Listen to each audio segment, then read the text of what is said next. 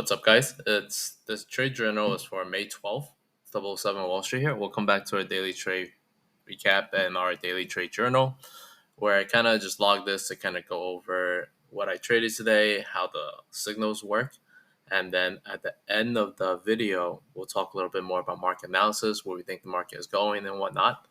If you saw the last video, I said that I thought we were gonna have a pretty big move this week, and as you can see, we did get that.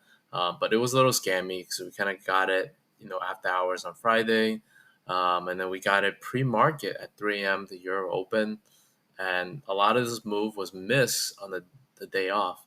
But now that we got that big move, I'll let you know what happens next. But let's go over the trade journal. So today we made $778. Had a pretty good day overall, and mostly from the first trade, right? So 9:30 market open, we have market structure flipping bearish, which was pretty much a given trade here. Anytime we have a huge gap up in the market, especially like double gap ups like this, we typically pull back, and you can see us pulling back here as well, and we're seeing a big pullback here. So that's pretty normal. And then if you understand our VX algo system, you'll know that when the 1 minute MOB, which is this huge yellow line here, when that 1 minute MOB is extremely far away from the market's price action, this at this point it was like around 50 points away here. When it's that far away, 60 points actually, it typically tends to magnetize the price action back to reverting there. So that happened. First trade 9:30 market structure flipping bearish, really good. We went from 58.60s to as low as 58.20s. That's 40-point move, right? And then a little bit move back here, and we eventually went as low as 58.07. So that's a 53-point move. That's a great move. Then 1 p.m. we have market structure flipping bullish. So what was that? So market structure flipping bullish was over here. That played out really well. That pretty much tells you to buy the dips.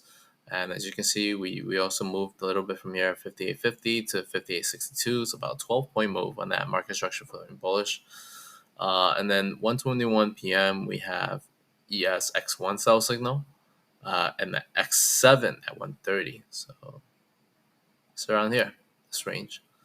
The very, very tricky dilemma here. We got the sell signal. We did go as low as 58.44 from 58.50, so about 10-point move on that X1.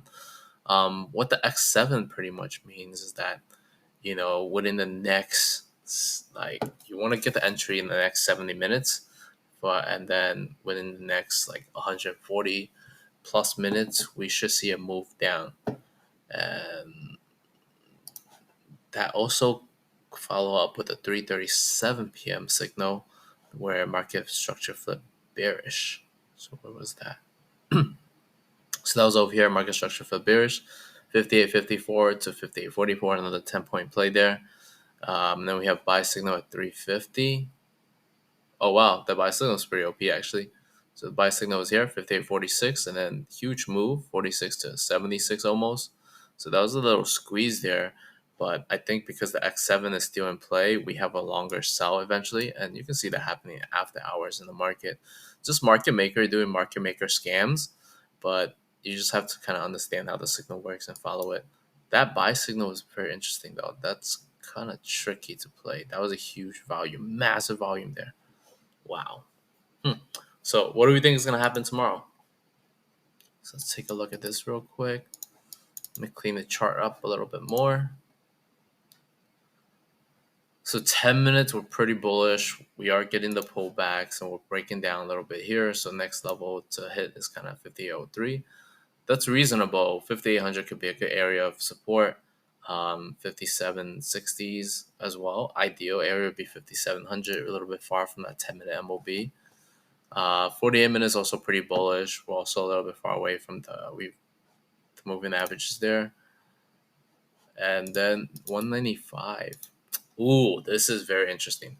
So this is actually pretty good push. Prior to this, I was like, hey, 58.50 range is gonna be where our resistance is, and we did kind of get some resistance there, right? And this is the 195-minute MOB. Now you have to understand why this is so interesting. The 195-minute MOB has typically been an area where we kind of get smacked down and rejected. And now that we're breaking over this, and if we can hold the support at 58.36 area, then this is going to be the next leg up. And that's going to be a little ugly. But on the 390, we also couldn't break over that MOB. So 390 MOB is interesting. So this is going to be an interesting range right here between this area, between 58.30s to 58.80s, I would say, or 58.75 is going to be the struggle. They're either going to take it up and break this next level here, or they're going to get smacked again at 58.75s and go down. So here's how I would play this. I would continue to short the 58.75 area, and and I would continue to bet on the bearish side, honestly, because that's a pretty big moving average. We have the, you know, X7 cells and stuff. Yeah, I would continue to bet on the bearish side. If they continue to squeeze there, I would keep shorting it.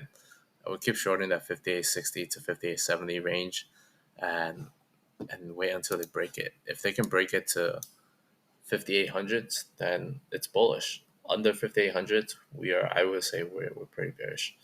But that might just be my bias talking too. We do have BFC here, bullish foundation candles here and here. So it's pretty strong BFCs. We'll see how it plays out. I think we should see a doji here. And also considering we made such a big move up within the last few days, we need to chop now. So this is a big move here. So this is a big move here. So tomorrow, expect to see a chop day, like this, like these chop days where it goes nowhere. A lot of volatility inside the day, so it'll be good for day trading.